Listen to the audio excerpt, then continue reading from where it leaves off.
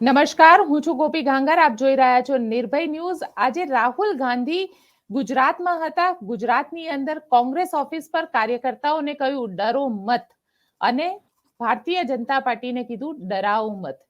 ક્યાંક ને ક્યાંક રાહુલ ગાંધીએ જે સંદેશ આપ્યો એ સંદેશ બહુ સ્પષ્ટ હતો અને બહુ ક્લિયર એન્ડ લાઉડ જેને કહી શકાય, આ પ્રકારનો એક સંદેશ આપવાનો પ્રયત્ન કર્યો ભારતીય જનતા પાર્ટીને. અને અહીંયાથી કીધું કે આ વખતે ગુજરાતમાં કોંગ્રેસ જીતશે. આના પોલિટિકલ મહત્વ સમજીએ, કારણ કે જે રીતે રાહુલ ગાંધીનો આજનું જે સ્પીચ હતી, જે બોડી લેંગ્વેજ હતી, ક્યાંક ને ક્યાંક ખૂબ મહત્વ રાખે છે. આપણી સાથે જગદીશ મહેતા સર જોડાયા છે. સર, શું કહેશો આપ, જે રીતે રાહુલ ગાંધીની આજે બોડી લેંગ્વેજ અને જે શબ્દ રાહુલ ગાંધીએ વાપર્યા, ક્યાંક ઘોડાનું ઉદાહરણ આપ્યું, ક્યાંક રાહુલ ગાંધીએ ડરો મતની વાત કરી અને અયોધ્યાની પણ વાત કરી કે અયોધ્યામાં ભારતીય જનતા પાર્ટી હારી ગઈ એ સીટ અને પ્રધાનમંત્રી નરેન્દ્ર મોદી ત્યાંથી ઇલેક્શન લડવા માંગતા હતા. આ બધાનું પોલિટિકલ મહત્વ કેટલું રાખે છે? જો બધું સમૂહ સૂત્રું પાર પડે તો શરૂઆત સારી છે, પણ જો ખાલી ઉપર તળે જ આવું રે અને ગ્રાસરૂટ લેવલ ઉપર અત્યારે જે સ્થિતિ છે કોંગ્રેસની એવું ને એવું રે તો કાંઈ મેળ પડે નહીં. તો થાય કેવું, રેનકોટ પહેરીને તમે બજારમાં જાઓ, વરસાદ વરસે તમે ન પરલો, એના જેવી સ્થિતિ થાય. ઝાપટિયા વરસે ને એમાં વાવણી ન થાય, આંગળા ચાટે કાંઈ પેટ ન ભરાય. જે કાંઈ કરવું છે એ કોંગ્રેસે ગ્રાસરૂટ લેવલ ઉપર સંગઠન લેવલે કરવું પડશે. રાહુલ ગાંધીનો આત્મવિશ્વાસ અત્યારે બુલંદી પર છે, એમાં કોઈ સંશય નથી. નવા અવતાર લોકો જોઈ રહ્યા છે અને એને કારણે કોંગ્રેસમાં પણ એક પ્રકારની સતર્કતા પણ આવી છે. પરંતુ કોંગ્રેસે જે રાહુલ ગાંધીએ જાહેરમાં કીધું, પાછું બહુ સારી વાત કરી એણે સ્પષ્ટપણે, કે અત્યાર સુધી અમારે ત્યાં એટલે કે કોંગ્રેસમાં એમ કે ભાજપ જેવું નથી કે કોઈ સામે બોલી ન શકે. અમારે ત્યાં તો દરેક માણસ આવી, નાનો માણસ અમને કે રાહુલજી આપને વો કિયા વો ગલત था ये करना चाहिए, તો કે હું પણ એમ કહું છું કે હા આપને સહી કહા હૈ. તો એમ કહીને એણે અહીંયા કીધું કે દેખો, ગુજરાતમાં ઉમ્મીદ છે, લોકોની આકાંક્ષા છે, તક પણ છે, બધું જ છે, પણ એક ખામી ગુજરાત કોંગ્રેસમાં પણ છે. આ વાત એણે બહુ મહત્વની મારી દ્રષ્ટિએ કરી. અને ગુજરાત કોંગ્રેસમાં શું ખામી છે એવું એણે બહુ જ સારું ઉદાહરણ સાથે કીધું. મને લાગે રાહુલ ગાંધીના સલાહકારો જે છે ને એની ટીમમાં કોઈ બુદ્ધિશાળી માણસ તો નક્કી આવ્યો છે, કે જેને કારણે રાહુલ ગાંધી અત્યારે એ ડોલરના ફૂલની જેમ મહેકી ઉઠે છે. એવું છે, એણે એમ કીધું કે કોંગ્રેસ ગુજરાતમાં શું છે, हमारे यहाँ दो प्रकार के घोड़े हैं, एक रेस का और एक शादी ब्याह का. એટલે કે લગ્ન પ્રસંગમાં જે ઘોડો વપરાય એ કઈ રેવાલ ચાલ ન ચાલે તો હાલે, તબડક તબડક કરીને એ કઈ સરહદ વળોટી ન જાય તો ચાલે. રેસનો ઘોડો જે છે એ પાછા લગ્નના ઓલામાં જોતો એનો કોઈ મતલબ નથી. રેસનો ઘોડો એટલે કે જે ઝુંઝારુ, લડાયક, વિઝનરી, ફ્રેશ, યુવાન, આ પ્રકારના જે કોંગ્રેસી નેતાઓ છે અથવા તો યુવાનો છે, એને હવે ચૂંટણીની રેસમાં મૂકવાની વાતો એને કરી. અને જે શાદી બ્યાહમાં વપરાય એવા જે ઘોડાઓ છે એ પછી આપણા અત્યારના તમામ શીર્ષ નેતાઓ ગુજરાત કોંગ્રેસના તમે એમાં એને મૂકી શકો. એમ કે એ લોકોની ઉપયોગિતા છે, પણ એ શાદી બ્યાહના ફુલેકામાં, એટલે કે એવો કોઈ પ્રસંગ હોય તો શોભામાં અભિવૃદ્ધિ કરે, જેને ભારતીય જનતા પાર્ટીની ભાષામાં માર્ગદર્શક મંડળ કહેવાય. આ એના જેવું થયું કે ભાઈ ખેર, તમે લોકોએ વર્ષો સુધી જે કાંઈ કર્યું હોય તે કરી છૂટ્યા છો, ઓકે, હવે તમે બીજાને તક આપો, બીજી નવી પેઢી તૈયાર કરો. કારણ એવું છે બેન, ગુજરાતમાં ભારતીય જનતા પાર્ટીની 3 દશકાથી જે શાસન છે, એમાં જે છેલ્લો ઘાણવો અત્યારે જે ચાલી રહ્યો છે એનાથી તો લોકો તોબા છે. હવે એમાં બધી દુર્ઘટનાઓ બની, એમાં સંવેદનાનું હીન બન્યું, એમાં કોંગ્રેસને તક મળી, એમાં જિગ્નેશ મેવાણીએ બધો ખેલ પાડી દીધો, એમાં અત્યારે રાહુલ ગાંધી આવી ગયા, ને બાકી બધું અમ્બ્રેલાની નીચે આપણે જેમ કોરા કટા કરીએ એવી રીતે એણે ગ્રાઉન્ડ તૈયાર કરી દીધું. રાહુલ ગાંધી એ તો સ્વાભાવિક જ અતિ ઉત્સાહમાં છે, કારણ કે 54 માંથી 100 પહોંચ્યા છે બેઠકને લાગે વળગે ત્યાં સુધી લોકસભાની, અને વિપક્ષ તરીકે પહેલી વખત મજબૂત વિપક્ષ તરીકે પણ આવ્યા છે, અને એનામાં પરિપક્વતા અને ગાંભીર્ય પણ ઉમેરાણું છે. એટલે આજનું એનું વક્તવ્ય જે છે એ કદાચિત અત્યાર સુધીની ગુજરાતની એની યાત્રા છે એમાંની સર્વશ્રેષ્ઠ યાત્રા પણ ખરી અને સર્વશ્રેષ્ઠ વક્તવ્ય પણ ખરું. હવે કેટલું ઝીલાય છે એના ઉપર આધાર છે, કારણ કે કોંગ્રેસમાં જૂની ને જાણીતી જે બધી બાબતો જે છે એ શું છે, જૂથવાદ છે, પછી સક્રિયતાનો અભાવ છે, લોક સંપર્ક નથી જળવાતો, મીડિયા ફ્રેન્ડલી તો છે જ નહીં એમ કહો તો ચાલે. આ બધા જે દુર્ગુણો છે અથવા તો જે અવગુણ છે એને જો કોંગ્રેસ સુધારી લે, શક્તિસિંહ ગોહિલ એમાં કાંઈક ઉમેરો કરી દે તો નક્કી ભારતીય જનતા પાર્ટીને પડકાર તો બની જ શકે કોંગ્રેસ. અને ખાસ કરીને એની એસિડ ટેસ્ટ નજીકના જ ભવિષ્યમાં આવવાની છે, જેને આપણે પંચાયતોની ચૂંટણી કહીએ છીએ, જે ઓક્ટોબર નવેમ્બરમાં આવવાની ગણતરી છે, સરકાર પણ કહી રહી છે. કારણ કે ગ્રાસ રૂટ લેવલની જે ચૂંટણી હોય એ કોઈ બેનર ઉપર ભલે લડાતી ન હોય, એમાં તો સીધી એસિડ ટેસ્ટ જ થાય છે, વૈયક્તિક રીતે, mouth to mouth, face to face. એમાં વાયદાનો વેપાર ચાલતો નથી, એમાં કોઈ એક મોટું ચિત્ર કે એક ચહેરો એ પણ ચાલતો નથી, એમાં બીજું કોઈ મોટું મોટું વિઝન હોતું નથી, કારણ કે ગ્રામ્ય કક્ષા, તાલુકા કક્ષા, જિલ્લા કક્ષા, એટલે સીધે સીધી લડત છે. વ્યક્તિ જ પસંદ કરવાની મહત્વની વાત છે. જેને પસંદ કરો એ અત્યારથી જ આપણે કહી શકીશું કે આ જીતશે કે હારશે, કારણ કે એને ફોરમ નડતું નથી, એને પક્ષનો સહારો કે પક્ષની ફેવરેબલ એ કઈ નડતું હોતું નથી. એટલે રાહુલ ગાંધીએ કીધું કે આપણામાં, એટલે કે કોંગ્રેસમાં જે કમી છે એ કમી જે ઉમેદવારોની પસંદગીની કમી છે, કે રેસના ઘોડાને આપણે સાદી બ્યાહના એ ફુલેકામાં આપણે જોડી દઈએ છીએ, અને ફુલેકાના ઘોડા જે હોય એને આપણે રેસમાં મૂકીએ છીએ, એટલે બધું ઊંધું ચતું થઈ જાય છે. હવે એવું નહીં થાય, કારણ કે એણે એમ કીધું છે કે ગુજરાતમાંથી કોંગ્રેસની જે વિચારધારા, યાની મહાત્મા ગાંધી, સરદાર પટેલ વગેરે, કોંગ્રેસની મૂળ વિચારધારા એનો પેદા ક્યાંથી થયો, ઉત્કર્ષ ક્યાંથી થયો, ગુજરાતમાંથી. તો હવેની કોંગ્રેસ, નવી કોંગ્રેસ પણ હવે ગુજરાતમાંથી થશે એવું એણે કીધું. અર્થાત અત્યારે જે કોંગ્રેસને દિલ્હી લેવલે જે થોડીક તક મળી છે એ પછીનો સૌથી પહેલો પ્રયોગ એ ગુજરાતમાં કરવા જઈ રહી છે કોંગ્રેસ. કારણ કે ગુજરાત અમિત શાહ અને નરેન્દ્ર મોદીનું માદરે વતન કહેવાય છે, હોમ સ્ટેટ ગણાય છે, અને આ જો આ ગઢ આખો જીતી લે તો એની ઇફેક્ટ બહુ પડે. જે રીતે ગુજરાત મોડેલને સમગ્ર દેશમાં નરેન્દ્ર મોદી અને અમિત શાહે પ્રસ્તુત કર્યું, એવી રીતે આ જો ઈડરિયો ગઢ જો માની લ્યો કે કોંગ્રેસ ન કરે, નારાયણ જીતી જાય અથવા સારો દેખાવ કરે, તો એના પડઘા સમગ્ર દેશમાં પડે. કારણ કે જે રીતે અત્યારે 240માં નરેન્દ્ર મોદી અટકી ગયા, એ પણ સમૂચા દેશમાં હિન્દુત્વના માનનારા ભગીની સંસ્થાઓથી માંડીને બધાય એને એક શોકિંગ ન્યૂઝ છે કે હવે નરેન્દ્ર મોદીનો જે ઓરા હતો, જે આભા હતી, જે પ્રભાવ હતો, શું એ ઓછો થઈ રહ્યો છે કે શું થયું? હવે એ તો હજી મનોમંથનનો વિષય છે, આત્મમીમાંસાનો વિષય છે અને સમીક્ષાનો વિષય છે. પણ એ સમય દરમિયાન જો આ જિલ્લા તાલુકા પંચાયતની ગુજરાતમાં જે ચૂંટણી થાય અને ન કરે નારાયણ, અને કોંગ્રેસ એમાં બહુ સારો કમસે કમ દેખાવ કરે, તો પણ આ મોડેલને કોંગ્રેસ ભયંકર હદે સમગ્ર દેશમાં પ્રસ્થાપિત કરવાની કોશિશ કરશે. એટલે આજનું ભાઈ રાહુલ ગાંધીની ગુજરાતની આજની મુલાકાત એક કોંગ્રેસ માટે ખરેખર એક બુસ્ટર ડોઝ સમાન, એક નવ સર્જનની પ્રક્રિયા સમાન એ તો અત્યારે નીવડી રહ્યું છે ને એવું તો લાગી રહ્યું છે બેન.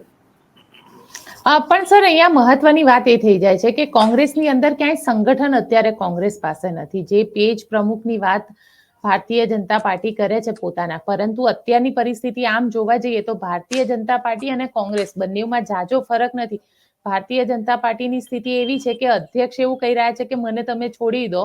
CR પાટીલ એવું કહી રહ્યા છે, જે ગઈકાલે બોટાદમાં સામે આવ્યું કે અને ત્યાં અંદરના ઝઘડા એટલા થઈ રહ્યા છે, જ્યારે કોંગ્રેસ હવે ધીરે ધીરે ઉપર આવતી હોય એવું લાગી રહ્યું છે કે કોંગ્રેસ ક્યાંક રિવાઈવ થઈ રહી છે, કે એમને પણ લાગી રહ્યું છે કે હવે નહીં કરીએ તો હાશિયામાં મુકાઈ જઈશું, ઝઘડીશું અંદર અંદર. તો આપને શું લાગે છે આ પરિસ્થિતિમાં ભારતીય જનતા પાર્ટી અને કોંગ્રેસ બંને પોતાનામાં કેટલા પરિવર્તન લાવવાની જરૂર છે?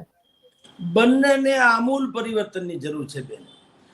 કોંગ્રેસને સત્તા ટકાવવાની વાત છે. હાલાકી અત્યારે સ્થિતિ કોઈ પણ પ્રકારે દયનીય નથી. સરકારની દ્રષ્ટિએ લાગે વળગે ત્યાં સુધી 156 ધારાસભ્યોમાં 6 બીજા ઉમેરાણા, 5 કોંગ્રેસ અને 1 અપક્ષ તરીકે 161 જેવા એની પાસે ધારાસભ્યો છે. એટલે આપણે અગાઉ ચર્ચા થઈ હતી કે અત્યારે ગોદડું ઓઢીને સૂઈ જાય તો પણ 3 વર્ષ સુધી જે બાકી છે એમાં એને લગભગ કઈ વાંધો આવે એમ નથી. પણ સંગઠનમાં પણ એ જ વાત કરું છું બેન કે પરંતુ સંગઠનમાં એટલો સડો પેસી ગયો છે, એટલો અસંતોષ ભભૂકી ઉઠ્યો છે કે એ TRP કાંડ કરતા પણ વધુ જલદ છે, ભસ્મીભૂત કરી નાખનારો.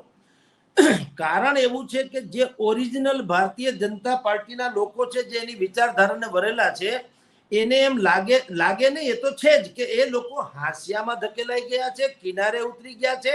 અને જે લોકો નોન પરફોર્મિંગ છે એ લોકો એને બીજું કશું જ નથી, એ કેવળ ને કેવળ હાઈકમાન્ડના ગુડ બુકમાં આવી ગયા, ગમે તેમ કરી ઘૂસી ગયા એમ કે તો ચાલે. હાઈકમાન્ડ એટલે CR પાટીલ, બાકી કોઈ નહીં. હવે એની ગુડ બુકમાં ગમે એમ કરીને આ લોકો ઘૂસી ગયા એટલે અત્યારે એ તાગડધીના કરી રહ્યા છે. એટલે સરકારની દ્રષ્ટિએ ભલે ગુજરાતને કોઈ વાંધો આમ આવે એમ નથી, માની લઈએ એની બેઠકની સંખ્યાની દ્રષ્ટિએ, પરંતુ જે રીતે સંગઠનમાં ડખો છે એટલે ભારતીય જનતા પાર્ટી એમાં આમૂલ ફેરફાર કરવો પડશે. ને એ વાત જે હું કહું છું એ હું નથી કહેતો. હમણાં ગઈકાલે CR પાટીલે સાળંગપુરમાં એ જ વાત કરી. એણે કીધું કે ભાઈ મારો કાર્યકાળ પૂરો થઈ ગયો છે, હવે નવો પ્રમુખ તમે અધ્યક્ષ નીમજો. એણે કીધું કે એ એવો હોવો, 2 પ્રકારની વાત એને કરી. CR પાટીલ સાહેબે શું કરી? એક કે એ 2 હોદ્દા એટલે કે 2 ઘોડે સવાર હોય એવો નહીં, એટલે કે સંસદ સભ્ય હોય અને પ્રમુખે હોય, મંત્રી હોય પ્રમુખે હોય, એવું કાંઈ નહીં. એની પાસે સંગઠન માટે ફાળવવાનો પૂર્ણકાલીન સમય આપી શકે એવો સમયદાતા હોય, શ્રમદાની હોય, એવા જ વ્યક્તિને એક તો આને આપવાની વાત છે, નંબર 1. નંબર 2, બીજી એક એને શરત મૂકી છે કે લોકસભાની ચૂંટણીમાં જે બૂથ, મતદારોના બૂથ જે માઇનસ ગયા છે, એમાં જે જવાબદાર નેતા આવે એને તો કોઈ દી આ હોદ્દો આપતા જ નહીં. જુઓ, એ બીજી એક એમાં ફોર્મ્યુલા છે. જે બૂથ ઉપર માઇનસ ગયું છે ભારતીય જનતા પાર્ટી, એના ન્યા જે સ્થાનિક જે પ્રભારી ગણાય કે જે મેઇન ન્યાના નેતા હોય એને તો સંગઠનમાં રાખતા જ નહીં, પ્રમુખનો હોદ્દો કે કોઈ હોદ્દો આપતા નહીં. આ 2 શરત છે. અને ત્રીજી શરત એને આપી કે સબકો સાથ લીએ ચલે, બધા જ ને સાથે લઈને ચાલે એવા વ્યક્તિની જરૂર છે. એ બધાને સાથે લઈને ચાલવાની વાત જે છે એ હું તમને ગણાવું કે મૂળ 4 ફેક્ટર્સ છે જેને ભારતીય જનતા પાર્ટીએ. તમારો અવાજ જી સર, જી આપનો અવાજ આવી રહ્યો છે. ઓકે, તો પાટીદારો જેને દર વખત એમ લાગ્યા કરે છે કે અમારું રાજકીય દબદબો જે હતો, અસ્તિત્વ હતું, એને આ તથાકથિત વિકાસની રાજનીતિમાં થોડુંક જેને કહેવાય દબાવી દેવામાં આવ્યું છે, એટલે આપણે ક્યાંક સારા વિકલ્પની શોધમાં પડવું પડશે. આવું પાટીદાર સમાજ વર્ષોથી માને છે. દર વખત પ્રયોગ કરે છે પણ છેલ્લી ઘડીએનો મેળ પડતો નથી, એટલે ભાજપને મત આપ્યા વગર છૂટકો નથી હોતો. આ નંબર 1 પાટીદાર. નંબર 2 આદિવાસી. આદિવાસી બેલ્ટમાં જ્યાં ચેતર વસાવાએ ધૂણી ધખાવી હતી, કેમ આખું ધણધણાવી નાખ્યું હતું ભાજપને, એક માણસ જાગૃત થયો એમાં. પછી કેજરીવાલે પણ આદિવાસી પટ્ટા ઉપર જ ધ્યાન આપ્યું હતું, રાહુલ ગાંધીએ પણ ત્યાં જ ધ્યાન આપ્યું હતું, પ્રિયંકા ગાંધીએ પણ એ જ વિસ્તારમાં સભાઓ વગેરે કરી હતી. એ એક આખો વર્ગ એવો છે પાટીદાર, આપણે આદિવાસી, એને એમ લાગે છે કે ભારતીય જનતા પાર્ટી ઠીક છે, મનસુખભાઈ વસાવાની પરંપરાગત રીતે લોકસભામાં લડ્યા કરે અને ગણપત વસાવાને બધાને ટિકિટ મળે જીતી જાય છે, પણ બીજા જે આખો સમૂહને બીજે ક્યાંક ગોઠવવો જોઈએ, બોર્ડ નિગમથી માંડી, સંગઠનથી માંડી, સરકારમાં માંડી, બધી જ જગ્યાએ એને જે સ્થાન મળવું જોઈએ નથી મળતું, એવો એનો એક વસવસો છે. અને એ હજી વર્ગ એવો છે કે એને કમસે કમ જો જે કોઈ લોકો, કોઈ પણ રાજકીય પક્ષ જો એને સિદ્ધ કરવામાં એ સાબિત થઈ જાય, સારું એમ સફળ થાય તો બહુ મોટો બેનિફિટ મળે એમ છે. એટલે પાટીદાર, પછી આદિવાસી, ત્રીજું આવે છે દલિત અને ઓબીસી. એ દલિત સમાજમાં પણ કેટલી એવી ઘટનાઓ બની છે. એના દીકરા દીકરીઓ ઉપર માર તોડ કરવામાં આવ્યું છે, કેટલાકની પાઘડીઓ પહેરવાની મનાઈ કરે, કેટલાકને ફુલેકામાં ઘોડા ઉપર બેસવાની મનાઈ કરે છે. આવા કેટલાક બનાવો બન્યા છે, અખબારોમાં આવ્યા છે.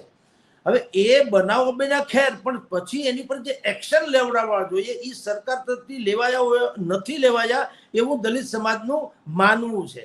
એટલે એ સમાજ પણ એ નિર્વિકલ્પે અત્યારે ભલે ભાજપ સાથે હોય, પણ માની લો કે કોઈ સારો વિઝનરી થી માંડીને બધી પ્રકારનું સદગુણી કે બધા જ ગુણનો સમૂહ હોય, એ ટાઈપનો જો એને કોઈ એક સારો પક્ષ મળી જાય તો એ વોટ બેંક પણ ખસવાની તૈયારીમાં છે.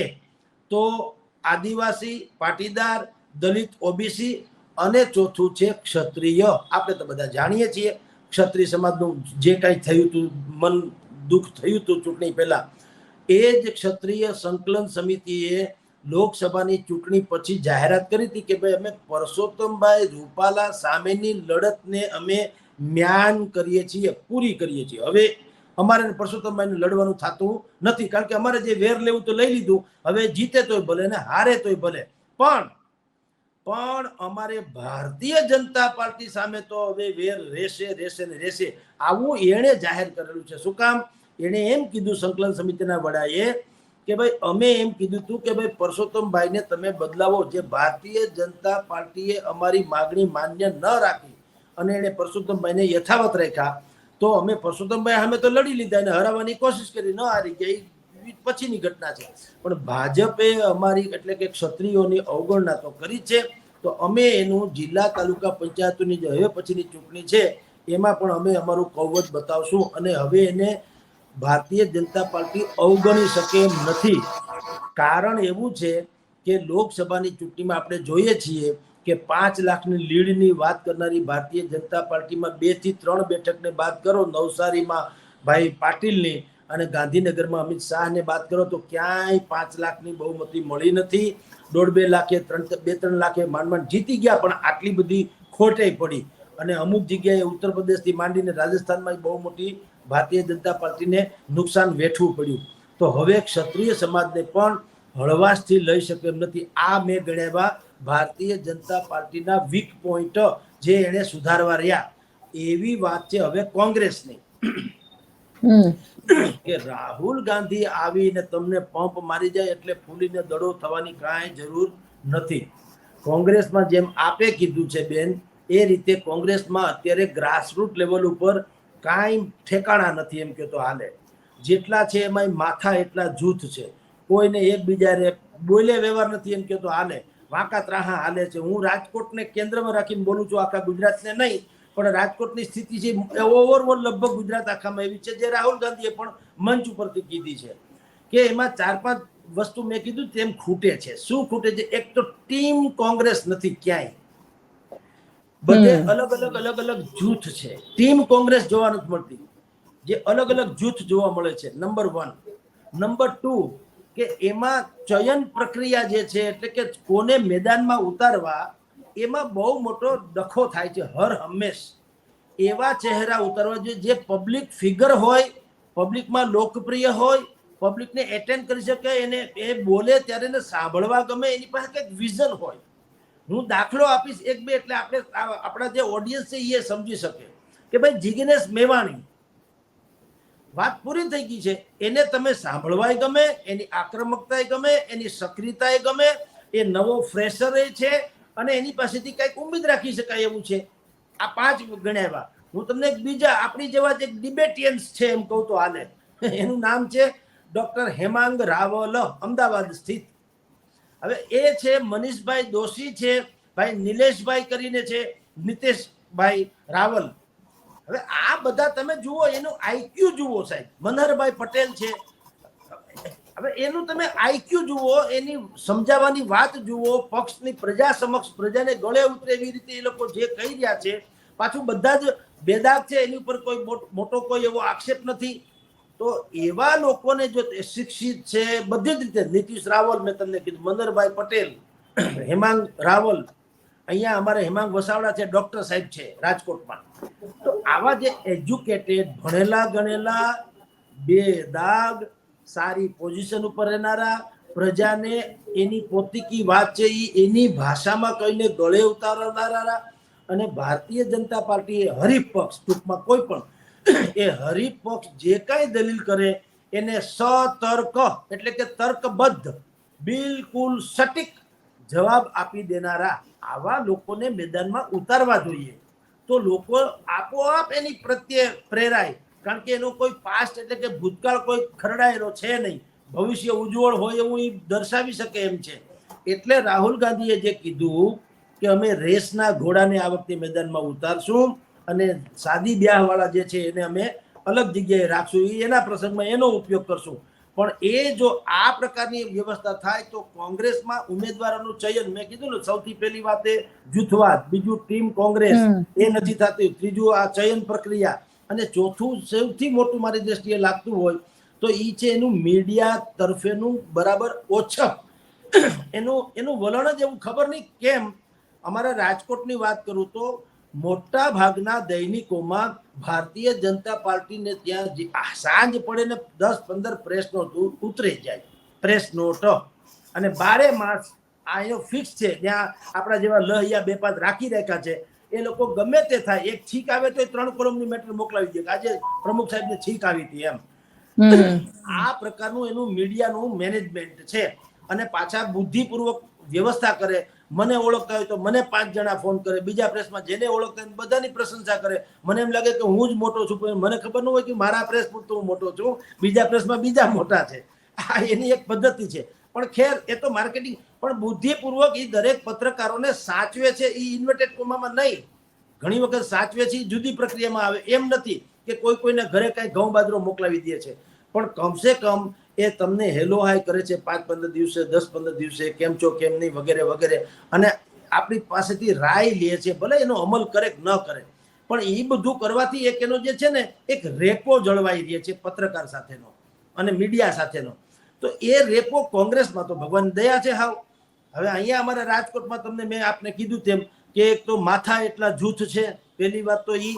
એટલે આપણે કોંગ્રેસના મળવા જઈએ તો આપણને ત્યાંથી કાદવ મળે, એની પાસેથી કોઈ સારી વાત ન મળે, કારણ કે જેને મળવા જાવ એ બીજું જે માથું હોય એ એની ખોદણી જ કરે તમારી સામે, આ ફલાણા ભાઈમાં, આ ઢીકણા ભાઈમાં તે વાંધો.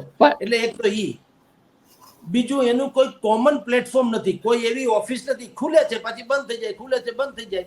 પણ એ છે તો ત્યાં કોઈ સારી રીતે પરમેનન્ટ કોઈ ઓફિસ બેરર્સ નથી. એની પાસે જે બેઠો હોય માણસ, એની પાસે કોઈ એવી વ્યવસ્થા નથી કે આપણે કઈ પૂછીએ તો એની જવાબ આપણને લીગલી સત્તાવાર આપી શકે. એટલે રાહુલ ગાંધીએ જે કંઈ કીધું છે, ખેર એ પ્રવચન 100% સારું રહ્યું, પણ કોંગ્રેસે તો હંમેશા એક મગજમાં રાખવું પડશે કે એમ કંઈ ભાષણ કરી દેવાથી થશે નહીં. સંસ્કૃતમાં સુભાષિત છે, આપણે જાણીએ બેન, કે ઉદ્યમેન હિ સિદ્ધ્યંતિ કાર્યાણી ન મનોરથે હિ નહીં સુપ્તસ્ય સિંહસ્ય પ્રવિશ્યંતિ મુખે મૃગાહા. સિંહને પણ હરણનો શિકાર કરવો હોય તો એને હરણફાળ દોડવું પડે, શિકાર કરવા બહાર નીકળવું પડે. હરણા ઉડીને સિંહના મોઢામાં પડતા નથી. એમ જો કોંગ્રેસે પણ આગળ વધવું હોય તો ભારતીય જનતા પાર્ટીની જેમ જ મહેનત કરવી પડશે. પણ સર, પણ આજની દિવસે જે રીતે રાહુલ ગાંધી ઉનાના પીડિત હોય, તક્ષશિલાના પીડિત હોય, હરણીના પીડિત હોય અને રાજકોટના અગ્નિકાંડના પીડિત, આ બધાને મળ્યા. હવે આ બધાને મળવા પાછળનું ક્યાંક એક સાંકેતિક આપણે કહી શકીએ કે જે રીતે ભારતીય જનતા પાર્ટીના શાસનમાં 30 વર્ષમાં હજી 8 વર્ષ થઈ ગયા ઉનાને, પણ ન્યાય નથી મળ્યો એમને. તક્ષશિલાને 5 વર્ષ થઈ ગયા, હજી ન્યાય નથી મળ્યો. હરણીકાંડને પણ 2 વર્ષ થયા, ન્યાયની કોઈ આશા નથી. અને અગ્નિકાંડની અંદર પણ હજી એવું જ ચાલે છે, નાની માછલી ભરાય છે ને મોટી માછલીના ઠેકાણા નથી. ક્યાંક રાહુલ ગાંધી આ જે ભોગ બનનાર લોકો છે તેનાથી એક સિમ્પથી ગેઇન કરવા માંગી રહ્યા છે. જો બેન કોશિશ તો કરી, પરંતુ સોનાની થાળીમાં લોઢાની મેખ એક બાબતમાં ઈ થાક ખાઈ ગયા કોંગ્રેસ વાળા. શું થાક ખાઈ ગયા? રાહુલ ગાંધી અહીંયા દુખી અને પીડિત જનોના આંસુ લૂછવા આવ્યા હતા. આ તો હકીકત છે. એની મુલાકાતનો બીજો કોઈ આશય નહોતો. ગુજરાતની જે 6 થી 7 મહાકરુણાંતિકા બની, એના સ્વજનો જેણે પોતપોતિકા સ્વજનો ગુમાવ્યા એને સધિયારો આપવા આવ્યા હતા, આશ્વાસન આપવા આવ્યા હતા, એના આંસુ લૂછવા આવ્યા હતા. અને એને અમે તમારા પરિવારજનો છીએ, એટલી તમને પીડા છે એટલી અમને છે એવું દર્શાવવા આવ્યા હતા. પણ થાપ શું ખાધી? આ સોનાની થાળી હતી. મેં અગાઉ બોલ્યું તે. હવે હું લોઢાની મેખ ગણાવું. શું ખામી રહી ગઈ તે?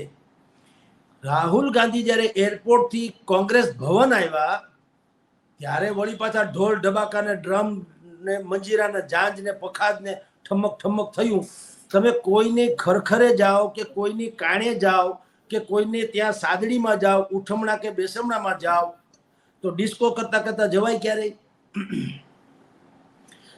તમારે શાલીનતાથી જવું પડે, વ્હાઈટ કપડામાં જવું પડે, અને સૂતરની આંટી, બહુમાં બહુ તો મોટા માણસ તો તમને સૂતરની આંટી પહેરાવી દે. આ જે ઢોલ ઢબાકા કર્યા એનો અર્થ એ થયો કે તમે આ બધાને ઢાલ બનાવીને, ઢાલ બાકાયદા કહું છું, આ જે પીડિતો છે એની વેદના સંવેદનાને ઢાલ બનાવીને તમે કોંગ્રેસનો એક પ્લસ પોઈન્ટ કરવા આવી રહ્યા છો એવો દેખાડો થઈ ગયો. આ સોનાની થાળીમાં લોઢાની મેખ છે જ બેન. આ એની રણનીતિનો એક ખામી છે. તમને કહું, કોઈએ ખબર નહીં કેમ પછી મેં જાણ્યું તો એવું કોકે કીધું કે કોક ઉત્સાહી કાર્યકર છે, એણે કોંગ્રેસ હાઈકમાન્ડને પૂછ્યા વગર આવું ઠમક ઠમક ગોઠવી દીધું. હવે એનો બચાવ હોઈ શકે, પણ આ બરાબર ન થયું ગણાય. કે તમારે આજના દિવસે કમસે કમ એ કરવાની જરૂર નહોતી. પણ એને જો તમે બાદ કરો, જેની મીડિયાએ બી બહુ નોંધ નથી લીધી, ખબર નહીં કેમ. આ પોઈન્ટ તો બહુ નોટેબલ છે કે ભાઈ તમે જ્યારે કોઈને ત્યાં એક ખોટકાના કામે, ગામડાની ભાષામાં ખોટકાના કામે એટલે ઉઠમણા બેસમણામાં, ને હાવ કયો તો ખરખરે ગામડાની ગામે ભાષા કયો તો જ્યાં તમે ખરખરે જાઓ તો ત્યાં એક તો તમે રંગીન કપડાં પહેરીને નથી જતા, બહુ ટીપટોપ થઈને નથી જતા, એમાં ગીત વગાડીને ડિસ્કો કરતા કરતા જવાતું જ નથી ને. પેલા જમાનામાં બેન એવું હતું કે કોઈ મોટા, આવા મોટા ગામત્રે ગયા કહેવાય, મરી ગયા એમ ન કહેવાય, વ્યક્તિ મોટા ગામત્રે ગયા એમ કે. તો જે કોઈ વ્યક્તિ મોટા ગામત્રે જાય એટલે કે સ્વર્ગસ્થ થાય માની લ્યો, તો એની કારણે પેલા તો આપણી જેમ વાહન હતા નહીં, 2 પૈડા 4 પૈડા વાળા, એટલે ઘોડા ઉપર આવતા, બળદગાડા ઉપર આવતા ખરખરે કારણે એકબીજાના આજુબાજુના ગામડામાં.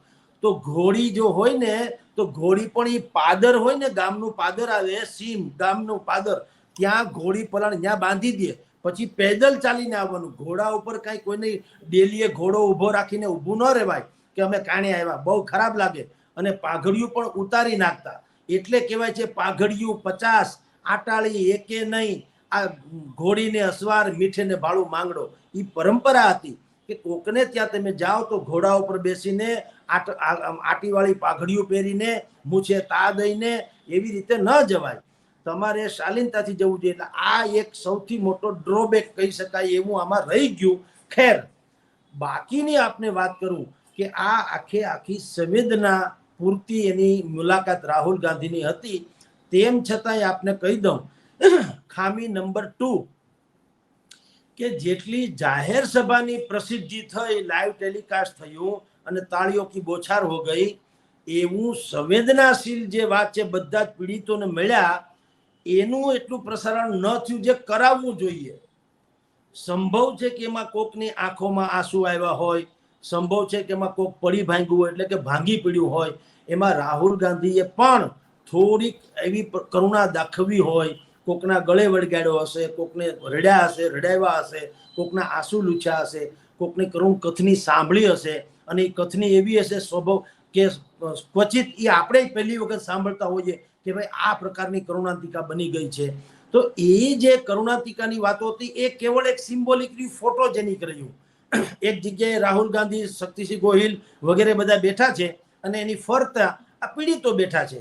ઓકે, પણ એ સૌથી વધુ હાઇલાઇટ કરવાની જરૂર હતી, કારણ કે મૂળ તમારો ઉદ્દેશ તો એ હતો. હવે થઈ શું ગયું, એ ઉદ્દેશ મેં કીધું મેં ઢાલ જેવો બની રહ્યો, બાનું બની રહ્યો, અને મૂળ વાત તમારી આ જાહેર સભા જેવું થઈ ગયું, જેણે કાર્યકર્તાઓને સંબોધ્યા અને બધાએ સીટીઓ મારી, તાળીઓ વગાડી, બધાએ હોહા કર્યું, ઉત્સાહની આંધીમાં આવી ગયા. તો એમાં શું થયું કે જે મૂળ આશય તમારો હતો સંવેદના વ્યક્ત કરવાનો, એ થોડોક એની ગરિમા ઝંખવાણી છે. એટલે ભવિષ્યમાં કોંગ્રેસે જો હજી આ બધા છે ને, આ ભારતીય જનતા પાર્ટી આવી કદાચ ભૂલ ન કરે, અને એ કરે તો અત્યારે જે કરી એવી મોટી કરે કે એમાંથી કોઈ ઉગરે નહીં. પણ કોંગ્રેસે ટૂંકમાં, હા, કોંગ્રેસે પણ આવી એક કાળજી રાખવાની જરૂર છે બેન. ઓકે સર, છેલ્લો સવાલ આપને પૂછી લો, કારણ કે અહીંયા અયોધ્યાની પણ આજે વાત કરવામાં આવી અને રાહુલ ગાંધીએ અયોધ્યાની વાત કરતા કહ્યું કે અયોધ્યામાં અમે જીત્યા અને અયોધ્યાથી જે રીતે જીત્યા, કારણ કે પ્રધાનમંત્રી ત્યાંથી ચૂંટણી લડવા માંગતા હતા અને એ લોકો ઇન્ટરનલ સર્વે કરાવ્યો અને પ્રધાનમંત્રી પણ કાશીમાંથી બહુ થોડા મતથી જીત્યા છે. હવે જીત તો જીત હોય છે આમ પણ સવાલ ક્યાંક ને ક્યાંક પ્રધાનમંત્રી નરેન્દ્ર મોદીનું ગૃહ રાજ્ય એટલે ગુજરાત, અને એમાં આવીને અયોધ્યા અને કાશીની વાત, આ એક રામને પણ વાત કરી નાખી અને કાશીની પણ વાત કરીને પાછા પોતાને શિવ ભક્ત કહેવાના, અને એ કોંગ્રેસના નેતાઓ શિવ ભક્ત કહી રહ્યા છે. વાત સાચી છે બેન. આપની જાણ ખાતર એ તો એક શોકિંગ ન્યૂઝ હતા જ હતા. નરેન્દ્ર મોદી અને વારાણસીમાંથી જીતાય અયોધ્યા કે છે ખોટું. અયોધ્યામાં એના બે પાર્ટ છે. એ પછી બહુ ખુલાસા થઈ ગયા કે અયોધ્યા શબ્દ વાપરી બરાબર નથી. અયોધ્યાની ભીતરની એક બેઠક છે એ જીત્યા, ફૈઝાબાદ. એટલે એ તો થોડુંક તર્કબદ્ધ નથી.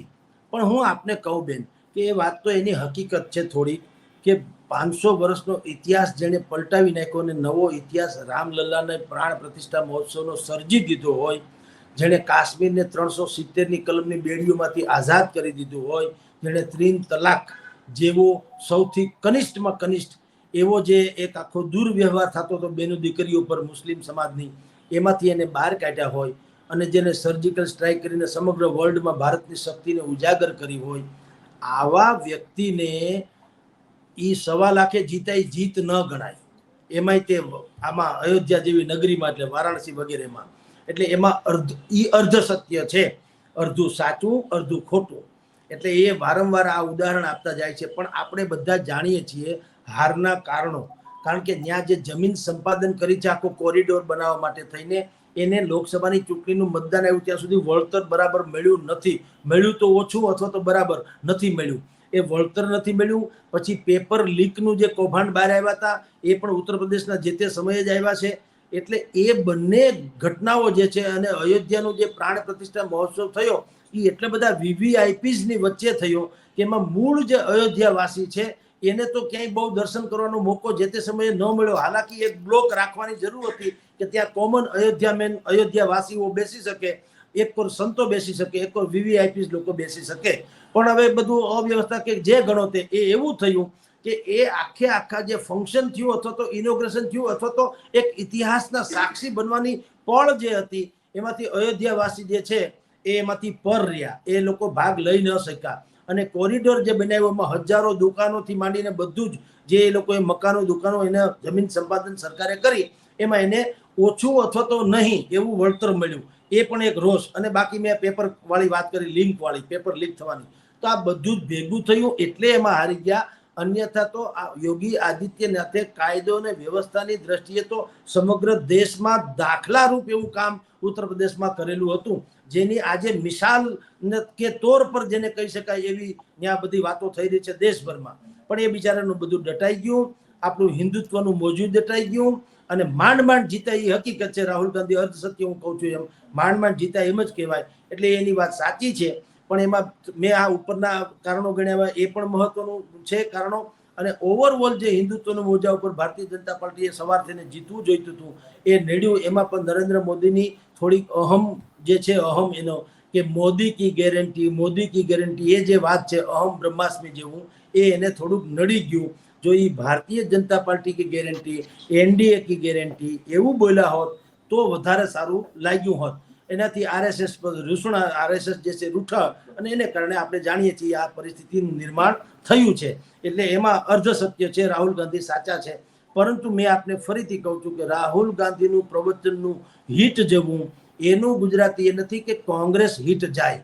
કોંગ્રેસે જો ગુજરાતમાં હિટ જવું હોય તો અત્યારે જે ભારતીય જનતા પાર્ટી અત્યારનું, એટલે આ ગાણવાની જવા દો, જે ડેમેજ કંટ્રોલ વાળી ને એ બધી દુર્ગતિઓની વાત નહીં, તો ભારતીય જનતા પાર્ટીનું જે રીતે માઇક્રો પ્લાનિંગ છે, જે પ્રમાણેનું સંગઠન છે, જે રીતે મીડિયા ફ્રેન્ડલી છે, જે રીતે એનો લોકસંપર્ક છે, જે રીતે એનું બધું જ આયામ છે ટૂંકમાં, અને સતત ને સતત કાર્યશીલ રાખવાનું અને દરેક પ્રસંગોપાત લોક સંપર્ક જાળવી રાખવાનું, આ બધી જ જે પદ્ધતિઓ જે છે એ કોંગ્રેસે આત્મસાત કરવી રહી. પોતાની ભીતરના દુર્ગુણો દૂર કરવા રહ્યા, જૂથબંધી, એકબીજાની વાડાબંધી, પછી પ્રક્રિયા, જે ચયન પ્રક્રિયા છે એમાં મને ટિકિટ આપી દો, અથવા તો પૈસા આપીને આપી દો, કે અથવા તો ગમે એને આપી દો, કે એ બધો જ જે છે ને, વારંવાર હું કહું છું ને કે પાણીમાં ફટકારી નાખો ને જેમ કચરો બેસાડવાની જરૂર છે, તો કોંગ્રેસને કંઈક ફાયદો થઈ શકશે.